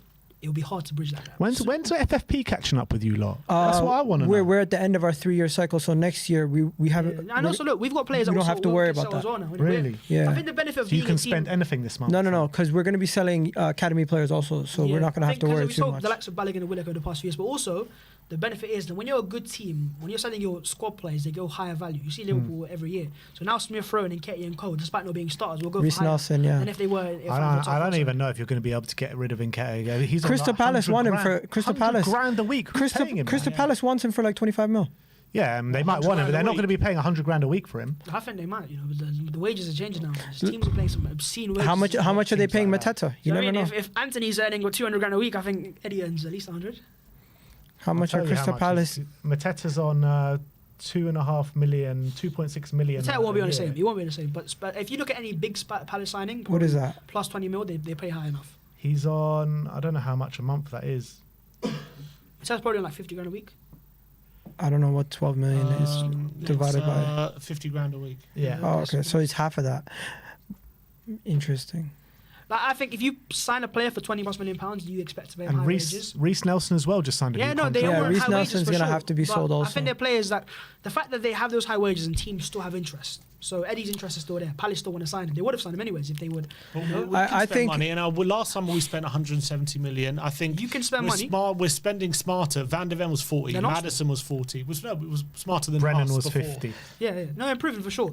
But there's a gap as it is, and it's quite a big gap in terms of points, right? So you have to bridge Yeah. that gap. Expect Arsenal to get worse with spending more money. There's also a You gap have to in get quality. worse. How many There's a- points are you going to get this There's a season? massive- You're not no, getting no. 90. massive You're not leaps, I mean, getting There's 90 there's a points there's a this gap in quality. There's a gap in squad depth, and there's also a gap in your in just mentality also. Because we've been here for challenging for the league now 2 years in a row. season. We have You a guys, manager who's won trophies. yeah, you might have a manager who's won Yeah, trophies in other Ange, leagues, Ange. but that's not really relevant in this conversation at this moment in time. Yeah, but That's you got to look at it, mentality. right? The season You had Arsenal- Antonio the season Arsenal Conte. bottled top four, right? You could have made these same arguments for Arsenal and Man City. The exact same No, arguments. of course you can. But I'm saying it's not a one-off season. As in, it's not a one-season process. Yeah, so if you're we've gonna bridge improved that every gap, year. It won't be a one-year thing. Next year, it won't be just. No, I next think to we can get a Arsenal. lot It'll be closer to 2-year next process. season. Yeah, of course you can. Because Are we talking Are we talking 4 points, 2 points? Because I still see us being at the top of the table competing for the league, and I still see you guys challenging for top 4 next season. I think we'll be solidified in the top four Okay, next for season. you to Top three, I compete, think with, top three if we'll you go want to for. say you're going to compete with Arsenal next year, you have to say right now you compete for a title. That's what I mean. Because we're not going to be fighting for top 4 next year. Yeah, facts. When it comes I'm to not saying that we're going to finish above Arsenal next season, but I'm saying we're going to be a lot closer to you Yeah, than we are probably this maybe season. it might a go lot from closer. 17 to like 10. No, I think less. So you're going to fight for a title. Not necessarily. We'll be within. I think we'll be within 7 points of you So you're next fighting for a season. title. In 10 Well, points, yeah. I don't think that's fine. Yeah, so that means you're fighting for a title. If you're Just with 10 points of the depends. leaders, maybe that's fine for a title. Depends. Maybe that's what Ange says he wants. Well, that's his aim next We'll see. season. That's his aim. All right, let's move on. Let's talk about European pedigree now, guys. okay, Who has better European pedigree, Tottenham or Arsenal? when What's Spurs' European pedigree? Just like as out of curiosity, because We've won 2 Europa Leagues. We've got to a Champions League final more recently than you lot. Cup winners' cup. A Cup Winners' Cup is useless. is that because we've won it? Huh? That's what you're saying. A Cup Winners' Cup it's not even a trophy anymore. It's Still won it. like how many do you have? well, if you want to count Cup Winners' Cup, we've got 3. How many Fair. have you Like, got? I don't know that much about your European pedigree, but what you've just said there hasn't made me gone wow. It's not about Crazy. wow. Correct. And you're worse than that. Yeah, it probably is worse than that, right? But I mean, it depends. Have Spurs got a better record in the second tier of European football? Probably, but you've probably been in them more than Arsenal And the as well. first. Tell You've me probably this, been yeah? in the Europa League a lot more times than Tell me Arsenal. this: Spurs and Arsenal have been in the Champions League final with the same amount of times, right? Yeah. 1.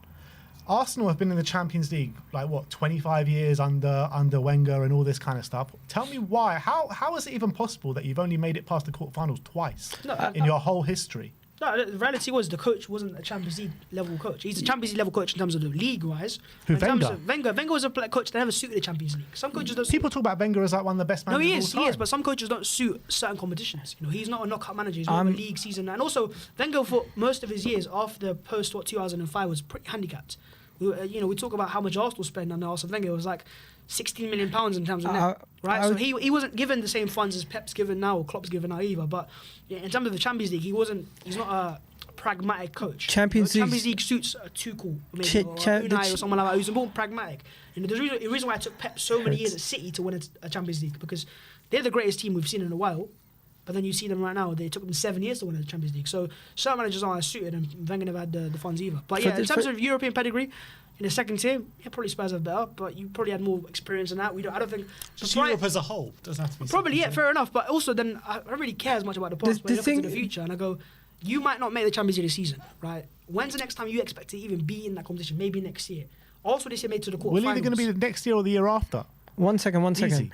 Are we going to sit here and talk about European pedigree in this situation? Because then are we going to also say Nottingham Forest have more European pedigree than both of us? Aston Villa, true, they do. Aston Villa have more than both of us. So I don't really see the relevance. But forget Nottingham Forest, we're talking about Tottenham and Arsenal. more. Next season when we're in the Champions League, teams are going to fear us more than you. That's the truth. That's right. Pedigree matters. That's Yeah, the way but it matters. also No, but your that's what history in pedigree's the for. Champions League speaks for itself. Pedigree's for that fear factor. When it comes When you to pull up against AC Milan, you fear them because they're Champions League pedigree. Yeah. When you play with Liverpool, that's pedigree there.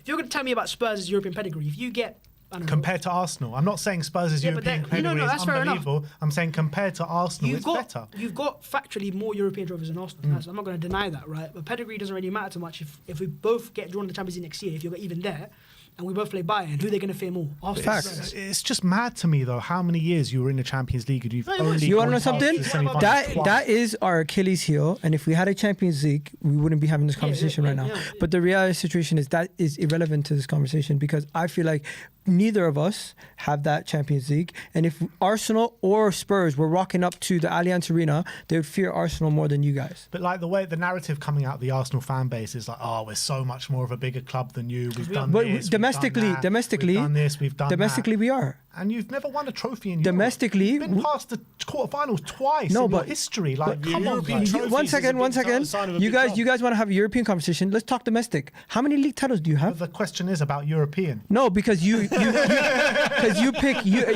pick the side of the argument that suits you. If we don't speak, pick the if questions we here. The questions pick us. if we look at it from the other side of the things, honestly, how many league titles do you guys have? 2. So when you think about it from that perspective, you have the same amount of league titles as Huddersfield. Is that how many they got? Yeah. Then yeah. So it's like, how are we having the same conversation as club sides? I think it's. And you have the same European it's a titles pretty- like King Stanley. It's a pretty irrelevant conversation to have, as I said, because if your pedigree doesn't matter anything going into the future, no one really cares. Like, if you're Chelsea, maybe cool because you've got quite a few European cups and people go, okay, we've seen them do it before. You guys haven't done it like we haven't. But, done it. like, The Champions I'm League, looking at it even matters We've got most. more domestic pedigree. We got more European pedigree. No, but So it's- How I'm about looking you at even even Europa League. how- Bowled okay, it to you. No, Sporting fair enough. Lisbon How last about season. you guys keep your 2 Europa Leagues and we'll keep our 14. We'll keep the European pedigree. What, 13 sure. league titles, 14 FA. We'll keep that. You know. We'll keep the European Let's not swap. pedigree. I Soon don't to wanna be swap. 14. I heard you. Yeah. Soon to be 14. 14. It's coming soon, but let's not swap. You know, I saying, don't if it's think. When's that debate, 14? I don't think maybe When's this it coming? season, No, maybe when's potentially it this coming? After the Man United game? Can't say it with chest. It's coming this season. No, after I the have Man to be United kept up game for this a season, reason, hopefully. You know, me saying chess or no chess doesn't affect my team. So I can say yeah, we win the league title, we might not. But if the team does it, Are you winning the league title this year? Yes or I no? hope so. I believe we can. Will you? Same though? answer. I know you believe you can, but Same will answer. you? Are you getting top 4? I'm very hopeful. Are you getting top 4? Are we getting? No, we're not. Okay. Why not? Why not? I don't think we are. Really? Yeah, You believe Aston Villa took it from you guys? It's done. 100%. But they're still in Europe, so they could. Sim's got more hope than me than top 4, but I don't think we're getting it this year. Come on, man. Give me the Spurs atmosphere. Wait. Who do you guys play? Who do you care guys? more about stopping Every you gunner with is a the- runner. You guys still play Man United? Arsenal, Man City, Liverpool, Chelsea away, Burnley, and Sheffield. Oh wow, that's a minefield. We are unbeaten Who's against the below top you? 3 this season. Huh? What? We're unbeaten against the top 3 this season. Sorry. You're Man U, unbeaten I think, against by the 10 top 3. points. No, it's not Man U. Who's below us? Newcastle. Is it Newcastle? Yeah, 10 points. Yeah, so you don't have to worry about They're Newcastle. like playing against you guys, isn't it? We haven't lost this And Aston season. to Villa like Arsenal. playing against you guys. Newcastle. So were you guys cheering for the other teams in England to do well in the thing is, Champions you League? still and got- stuff? I'm cheering for Arsenal, I trust will me. say one thing, right? you talk about you haven't lost against the top 3, and that might still work in our favour. Yeah. Because Bro, you still Eric got to Dyer play. It won't work shut in you our out. That is favour if we play embarrassing. against And you. Spurs. It's play against embarrassing. you. Eric Dyer shutting you lot out. Hey, he's not doing it for your club. Embarrassing. I don't know why you're bragging about it. Harry Kane and Do you Eric reckon you Dyer. guys man. will beat them in the Champions League next year? Who? We're buying. Bayern. We're not going to be in the Champions Oh, yeah, League I next thought- year. My bad. You lot have been in the Champions League 1 in 7 years, and you're hyping up. Yeah, but, so next year, but- who do you reckon you get in the group stages? Well, there's no group stages. No, if you in know the Europa laws League. of I the mean, sorry, Champions not League. Champions League. You know the new format. Do you reckon you don't get, even know the format of the Champions League. You've been out of it for so long. It's going to be a league. Like, The tables, isn't it? So you're gonna get your table. You're gonna be like a. Are you- are you- Villa will be in the Champions We'll League. be in a competition that we can actually win. You're going to bottle it in the quarterfinals once Well, again. Prefer to be the Europa League because you know you're more of a second I actually think from where we are as a football club, it might be better for us to be in Europe. you guys couldn't even win the conference league. Wait, that's true. COVID shut us out that one. Do you reckon you win a trophy, a European trophy before Arsenal do? Yes. Yeah, And what's that going to be? It could be Europa League. Will it be Champions League? might be. Arsenal ain't ever going to win a Champions League. Your European pedigree, you know, it's not even existent. Guys, it's clip non-existent. this up, please. Arsenal will never win a Champions League. You heard it here The team first. that won't be Okay, there will next you year say is we the- won't win the league this year also? You won't win the league this year This either. year, no, you're not winning the league this year. We're going to stop you on Sunday. Sure. That's what I want to hear. I want to hear that chest. I like the confidence. You know what? Irrational confidence is necessary in order to be good sometimes. You have to believe. Irrational Because I will confidence, say- but we came to the Emirates and you couldn't even beat us. But That's there's true. No, no. context. There's But hang on, context. Let's not talk about beating us at the Emirates. When's the last time you actually beat us at the Emirates? Yunus Kabul. And what was Yunus Kabul, that? Was that baby. 2011? The iPhone's a thing back then. iPhone 3GS times. Look, at the end of the day, that is what it usually is. You beat us at home, we beat you. I mean, we beat you wasn't the at case last year. Tottenham. No, not Last year we did Last the year was a double shit over show you. from us. Yeah. Last year wasn't the case. So And we it's deserve to. going to be a very competitive game. I think Well, first of all, actually, the last I don't time know we about beat you was guys. in 2018. I don't know about you guys, but if we Oh, look back, Dele Alli. if we look back at the game at the Emirates this season, there was something that took place at halftime. Declan Rice got out of the game, and also Jorginho came in. What was the score at halftime? It was 1-1, and then Jorginho came into the game, and he was kind of cold. So it's like I will say the team So you're you going to weren't play. winning at halftime. The team you're going to play now versus that Arsenal side is a lot more settled. So it's not going to be that same type of Back and forth. back and forth. It will Yeah. be a more pragmatic game potentially. But Mikel will go out there to get a result. He won't go out there to press everyone and play some expansive football, play very high lines on that. He'll try to get the result. And if it's like that, I think we get there. Because I don't think you guys are they're not as adaptable. You're not as versatile either. So if we can catch you out and play to your weaknesses, because you're quite a few defensively. That's the problem I have coming into this Yeah, game is and that that's- with a doggy out, I want to see Ange do something. is different in Pedro this game. Porro out also? Pedro's Looks back like he's training. fit. Okay. He's fit. Pedro and Richarlison are back. I think are going to be back in the squad, so it gives us a bit of option. Who's going gonna to be left back? Well. That's the thing. That's what I'm saying. I think because Destiny Doggy is out, I want to see Ange maybe change it up a little bit and change formation, but Yeah. I don't think he will.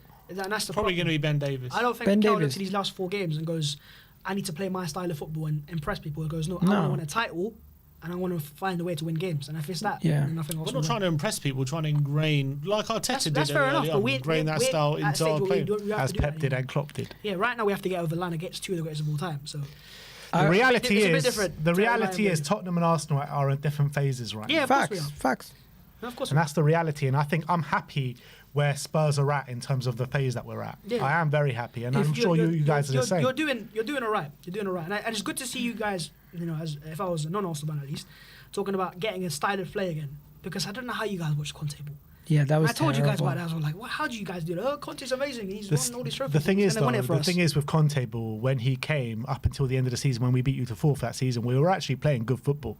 We were actually like scoring quite a few goals. I don't know what the hell happened the season after, but he showed that he can do it. Yeah, so you can play good football, and maybe it doesn't always work out the same. Maybe it's something with Ange as well. But in terms of the game this weekend, how do you lot see it going? To me, I'm thinking Mikel Arteta is going to go to the game respecting you guys and respecting your offense. We're going to lean on our defense slightly, but we're going to have to be surgical with our attack. When we do get the ball and we do have moments where we have possession, we're going to try to play it quick, precise, and I'm not saying we're going to counterattack, but we will try. When we do have the ball, we will try to make sure we utilize our strengths, like the right hand side, Odegaard, Saka, connecting with each other, and of course, I do expect Kai Havertz to start up top. I expect Trossard to probably start this game also instead of Martinelli. As you said, we would probably play Tomiyasu, and the midfield is going to be the thing we're going to lean on. That midfield has been bossing games for us lately, so I expect us to control the game and come to your house and to have a similar performance to last year, where you guys You're not playing a similar team, though. where you guys tried to knock, but you were never able to get a goal, and we're just going to maybe end up getting one, sitting on it for a little bit. You guys chase the game, and we catch you again, and I expect the same result. The thing is, though, when I'm looking at Arsenal and when I look at Arsenal when the pressure is on, you don't do well when the The pressure pressure was on yesterday. You don't do well when the pressure is on. I'm Yeah, looking at against your the badge 10th right now and Chelsea saying, team. listen, it's coming a bit ironic from a Spurs fan. One second. The pressure was on against Wolves also. The thing is, the pressure has been on this whole season. We had to beat Liverpool. You look at it. You saw Liverpool lose a game. No, You saw let me- Liverpool lose a game in front of your eyes on the TV. I saw all the Arsenal fans in the Emirates watching it. Let me say this. Aston Villa, what happened? When we talk about Liverpool, guys, come on. Liverpool at home, 3-1. Man City at home, 1-0. Manchester United, where it was a close game earlier in the season, 3-1. We're slapping teams We're unbeaten left, right, against the top center. three. We're unbeaten against the top three. We're slapping teams left, right, center. We're unbeaten against the top 3 that are in the title race. We've already played all of our games. You still have to play us. You still have to play City. home. You still have to play a thing. You're undefeated in 3 games. We're undefeated in 6. On top of that, when it comes to the top teams this season, Arsenal have play different ways against all these different teams. Away from home, we are actually much better defensively. We have 6 consecutive games with no goals conceded time you conceded away a goal from then, home. innit? Hey, even if we do concede, the likelihood of you guys having an open, expansive a performance like you did against us at the Emirates is unlikely. We've rejigged our midfield. We've sorted out our how we play, and now we look like a much better unit than you guys faced earlier in the I season. think you did a month ago, but I'm not seeing that right now. I didn't look, albeit I didn't watch the game last night, the Arsenal-Chelsea game, but I'm looking at the Wolves game, I'm looking at the Bayern games, I'm looking at the Aston Villa games, and I'm not seeing the same Arsenal team that I saw in January, February, and March. You're seeing a better team. No, I'm not. No, it's not No, bad. I'm not. I'm seeing a worse team. I'm seeing a team that is cracking under pressure. And you know what I see from Tottenham? I haven't seen you play for 17 days. You're cold. You're We are cold. cold. Yeah, you haven't that's true. played. So That's true. what's worse? Somebody who just played yesterday and beat somebody 5-0, or somebody who hasn't been playing? Even Wh- Thierry Henry said it on CBS. He don't want to see Arsenal play 3 games in a week because, you look leggy. We're not used to it, right? But if you're telling me the team that's lost 1 league game in 2024, conceded 6 goals, scored 45, is cracking under the pressure, then I don't mind cracking under the We've won 14 out of our 16 games. In April itself, we won 4 out of 5 league games. And again, is that cracking under the This pressure? is April Arteta. You know, though. it- Bro. since 2024 started, in terms of the points dropped between City, Liverpool, and Arsenal, we've got the least amount of points. I can't believe this. In 2024, we've only dropped points in 2 games. And you guys are telling me we're cracking under the pressure. And, You we've your got- last 2 I games. saw the One second. performance One against second. Aston Villa. I saw your performance versus Newcastle and who was the other one? Fulham. No, When I'm was not- that? my- Wasn't it that was- recent? Like Phases. 2 months ago. With all due No, respect, no. phases. But With come all due on. respect, We're in I'm not different comparing phases. myself to Spurs right now because, again, we're not the same team. However, the game that we lost in the league, which is the one that's the most important right now, because the Champions League is a different competition. The pressure's Yeah. different there. In the league was Aston Villa. You are not Aston Villa. You're not going to be as pragmatic, nor as well We set beat up. them 4-0. Right? No, you did, right? But you're playing your style of football. Villa came to Arsenal, respected us. If you're going to show us respect, you might get a result. If you don't show us respect, you're going to get killed. That's what you said at the Facts. Emirates. Yeah, but the Emirates is a different team. We are a different And that's what conference. people said when we went weren't up to Man weren't- City as well. We weren't as fluid going forwards either. This is an Arsenal side that has scored 45 goals in 14 league games. We are Arsenal went not hiding at Man one City, second. parking the bus, putting Hiding. everyone One behind second. thing, Yeah. playing for a We are draw. not- We went up there, played on the front foot, high line. Emerson. We and are Davis not at centre one backs. second. scored We 3 are goals and got not a we draw. are not Man City. We actually I know adjust that. depending on our opponents, and we make sure we are tactical with our decision making and what we do. We still are not this team that we only play one way versus everybody. We don't do that. Man City does that. Arsenal, you've seen Mikel Arteta at times respect the opponent, give them the ball, and see what they can do with it. And then we just pounce and we win the ball high up the pitch and destroy them from there. So there's many different ways where we can play. Depending on how Mikel Arteta sees it, there's many different ways it's gonna cap. If we're hiding, by the way, and we've beaten City twice this season and lost 0, was it 3 games? Undefeated Not versus make Liverpool out like also. beating City is like the biggest thing in the world because you haven't done it in so long. We do it every single year. We do it. So in our do it worst again, moments. do it again, We do did it under again. Nuno. Do it again. This year I want to lose. Are you ready to do it again? You better do it again. Last year you guys helped us out. You gave us 6 points I'm and then just beat them too. Last year, yeah, we helped you out, but you didn't help yourselves out. Hey, fair enough. That's fair enough, man. But we're still in the conversation again, fighting for a title. You are. You're still battling down. We're in the first year of a project. Yeah, that's fine.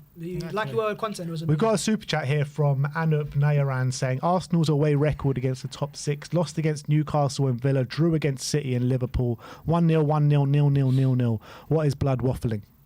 I think he's looking at it from the perspective that we didn't pick up 3 points in all those games. But looking at it from that, how many How bad many games goals have did we you had? score in those games? How many bad Zero goals. Against the big 6. 0 goals against How the many- We've how- won 8 Away undefeated. from home. How many? Against the big 6, we've not lost a single game all You haven't season. scored. You No, haven't away from home against the No, big he's 6. talking about the current top That's 6. fine, top 6.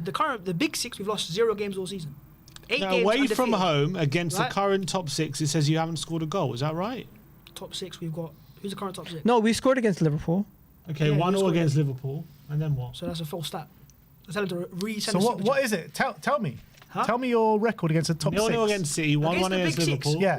we've gone No, 4 top points 6. out of Top 6 6, against the current top 6. 4 points out of 6 against Liverpool.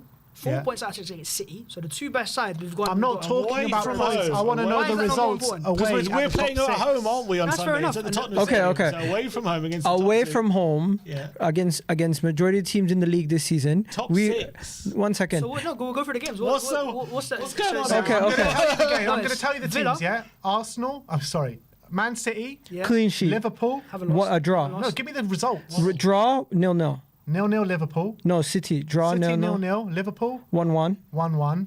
Villa We lost. What was it? 1-0. And Newcastle. We lost 1-0. Newcastle on top Exactly. six. So you scored one goal. Okay, so in those games, yeah, we weren't. don't We see you weren't. having And you're necessarily- going to need to score more than a goal. I'm probably. just saying, we, City we, haven't weren't, we weren't that good. We weren't You have that to good. win. You One can't second. draw One second. tomorrow on One Sunday. second. We weren't that good against Aston Villa in that game. We created a lot of chances, but we didn't finish our dinner. The Newcastle game, similar situation. They caught us. Fair enough. You don't win every game One in the second, season. You're So- also stepping into the Lions' so- den. so- So Chelsea we- away they drew. Where's the 2-2. Lions then? What Spurs? Tottenham. Spurs Yeah. Lion den. First Yeah. of all, we've got very good home form, and Okay, second okay, of my all, friend. the Let me just fans say something. are going to be Let me massively just say on your something. back. Right, so you talked about Arsenal's record against the top six being poor away from home. Who do you think instead, if we don't win the title, who's going to win it instead? Man City. Tell me their record in the top six. I don't know it. It's not relevant. We're No, talking it is about, relevant. No, we're Because if they're the talking best in the about league- Sunday. one We're second. talking about are you He's going got to win you on there. Sunday? One second, No, it is we're relevant. talking about are No, you gonna because win on you're talking Sunday? about the title. You're No, going no, no. away to a top six team we on are, Sunday. we are, And are you going to win? you also- And we're you looking at your also- record away at top six teams. Not only are and you it in ain't the top good. six, but also against the big six. It is good because you've not lost a single Top big six. six. Forget big six. You call Why? It's the same Chelsea. thing, Chelsea at ninth, bro. It doesn't matter. Who cares? And you beat also, them? you drew there. Did you beat them? We're playing them soon. Did you beat them away?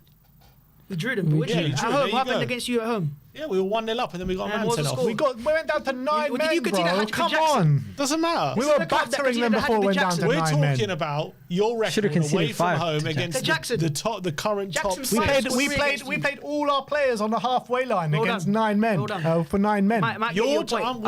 One second. One second. The thing that we're doing that's wrong is we're judging Arsenal based on their performances in games that happened months ago.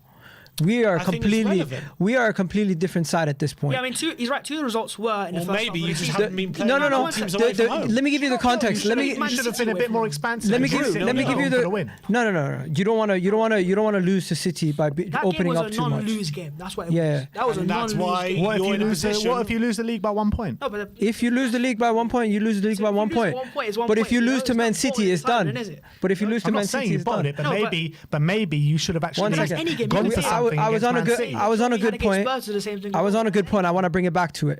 The reason why I'm saying you guys talking about those games back then and talking about the games now is slightly different. Our bench is a little bit better because now we have some of these players that were injured back. We almost have a fully fit squad coming to you guys now, with Thomas Partey also being back to full fitness. Our midfield options, our attacking options, our defensive options, we have much more. Our players are in very, very good form, like the likes of Martin Odegaard. You look at our midfielders, Kai Havertz is in the form of his life for Arsenal, and we're just playing so much better. So to me, judging us compared to what we were going into that game versus Newcastle and Aston Villa to what we are now, we're a whole different animal. Well, I'm just saying that your opinion is your first win away at a top 6 team is going to be on Sunday. That's your opinion. Yeah, I think it's Yeah. doable because you're probably the worst. And if you don't come, Tactically, if you don't come and go win on to St. Sunday, James, I would go argue that tactically, I you think are not- if you defensively, If we you're the don't- worst if we- out of all of them. If we don't beat potentially, Spurs, but if you we don't don't deserve come to win a title. That's if you what don't fact come is. and win, yeah, is that it? Title over? Yeah, of course it Yeah. is. If we can't beat you guys, we don't win a Good. title. Simple as. Fantastic. Come on, boys. That's what I want to hear. No, That's all I but hear. you guys are not showing no chest saying you're gonna win. We are We going don't to need to win. We are going to win. Draw's good enough for us. Celebrating a draw. Typical Tottenham. Just need a draw Look, on this we got. one. For me, we got nothing to play for there this season. The season's over for us. All I want is for you lot not to win the You league. have your season's not over. What You kind know of mentality is Our this? season is over. I don't care about top 4. No, one second. Well, you should care. Why That's should I totally care? fair. That's totally fair. But look, the same thing was said by Chelsea fans literally a day ago. They were starting all having a party as Arsenal fall apart and stuff like that.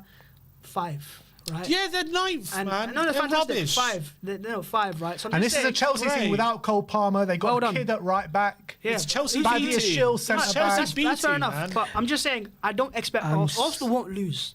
I'm We not won't gonna lose lie. This Sunday. You don't need to not lose. You need to win. Yeah, no, It's a we probably failure will. if you don't win. I want to know. I want to It's a know. failure. A Always a draw failure and when your you do it. season is It's an over. Another embarrassment if you year don't of no win. trophies. One second. for One Mikel second. Arteta. How about this? I want to know what is the general consensus in the Spurs fan base going into this game? Are they scared? Stop Arsenal winning the title. That's all we Are care you about. guys fearful of Arsenal? Be honest. No. That's nice, isn't it? No, you're coming to our stadium. You It's nothing haven't new won though, away. innit, for What are we Spurs? You haven't fearful won about? away a big 6 team, a top 6 team this season. There's nothing new for Son Spurs, has a great record against Arsenal, and he's got a great record against the top 3. He scored against every top 3 side this season. Scored a brace at the Emirates. I don't know if you remember that. And he's got a very good record. We've won 8 of the last 9 home games. So look, Arsenal are a very good team. There's no reason why we can't get points off you. 100%. No, listen, that's fair. That's And fair, I've but you're seen also playing I've in a- seen chest, a and team- I've Okay. especially seen chest. Let me. I'm just gonna say. Harry Kane come outside. We heard it all. I'm just gonna say this. Arsenal have a better attack than you. We have a better defense than you. We have a better midfield than you. As you do against If we Aston come Villa. to your house and we play to our best of our abilities and we don't make any defensive errors, we win that game. But you're not playing to the best of your abilities at the moment because We you are. crack under the pressure in April every year. We've just won 4 out of 5. We just won in April. 5-0 versus Is that cracking Chelsea. under pressure? Chelsea are crap. No, forget that. We just won 4 out of 5 league games in April, and that's cracking under pressure. The pressure is when you watch Liverpool lose in front of your eyes, and you know if you win that game, yeah, you gain more points than them. What happens? You lose straight away. So if you lose one game straight now away. in 2024, it's cracking under pressure. You are. That is Bro, signs of cracking under pressure. Pep Guardiola's ruined this league. He's made people believe that if you lose one game, you've It's bottled true it. at this stage That's of a our season. standard. Then tell me why, yeah, One second. you're winning game after game after game, scoring Yeah. 5 goals, 6 No, goals, because this look, guy, that because- goal. because what And happens, as you soon come as up the against- pressure ramps up, you lost. 1 second. No, because the moment Something called fatigue, You but can see hey. the pressure applies after the Bayern game. You've come out after knocked out the Champions League. You got to win against Wolves. It's not always easy. Right? Yeah. You guys know that more than anyone, right? We do know, but we play the Wolves with- Going away to Wolves is not easy to win. Neto, Cunha. And you go and get a result A there. win, though. You then go play against Chelsea side. Again, against the big 6 or top 3 this season, of course, issues. They took ones against City and Liverpool, and you beat them 5-0. So there's pressure there as well in those games. You think there's no pressure in those By games? the way, the So- Aston Villa team that you did lose to had like won one game in the last No, six or Villa, something. but the thing is with Villa is they're a team that will play like the underdogs. You will not. And that's what I think will catch you Yeah, out. you guys are going to be naive and we're going to catch you. All right, look, let's do score predictions. Start with you, Bavs. 2-0. 2-0. We're not scoring against you. I mean, if you've gone 6 away games without conceding a goal, pardon if I think my The record is 7, isn't it? Yeah. So okay, And listen. also 6 Adam Van der Sar. away games against top 6 without winning as well. Fair enough. You go. I was going to go with a similar scoreline, but I could definitely see us winning. And you guys are not going to score. I'm going to go with a 3-0 victory. 3-0 at 3-0 Tottenham. for Arsenal. And I think it's going to go like this. It's going to be Look. Arsenal score, you guys chase the game, we get a second, and then you throw the kitchen sink at it, and then we catch you on the third. I don't think it will be as emphatic as a 3-0 because of how intense it's going to be and how fatigue as well. I will say one thing though. If we score an early goal, It's finished. one thing also do very well is they score one, they score in batches. That's what we did against West Ham. We score one and they all fly away. So just be Yeah. very wary of that. So do I. Yeah, I mean, I feel like Arsenal will buckle under the pressure. I think you've shown it time and time again under this manager, and I feel like the same thing is coming. I think Spurs will win the game. Actually, I'm going to go for a draw. I think it's going to be a draw 2-2. Spurs will win the game. I'm going for a draw. But that is Spurs winning the game 2-2. I'm going to go Winning 2-1 draw. Spurs, 2-1. We're going to get the victory, going to stop Arsenal in the title, put ourselves back in the conversation for top 4. It's all going to happen on Sunday. How are you going to do it, though? How are we going to do it? We're going to attack your wings. I think you're vulnerable at fullback, for sure. Both fullbacks, I think. Ben White. Yeah, Ben White. I think he's vulnerable. I think we can get at him. I think Maddison is going to have a much better game, and Son is an absolute killer. You just need one. You just need one chance, and he gets a goal. And all he needs is to get him behind one time, and it's in the back of the net. And he showed he's the scoring. frailties in Gabriel and Saliba at the Emirates. Exactly, you got a brace. So I think with Son being a top 3 killer, I think very much he's a big part of the reason I think we're going to go win this game. And we've got a very good home record. So I'm going for the Spurs win. 2-1. All right. Well, that's it. That's your North London derby preview wrapped up. Thank you very much, Babs and Igal, for coming on today. No worries, mate. I mean, you can tell the audience where you guys are at if you want some Spurs viewers. You guys already know my name, Egal. Just type in Egal, you'll find my channel. Babs, Yeah, just don't look for my name. Stay away.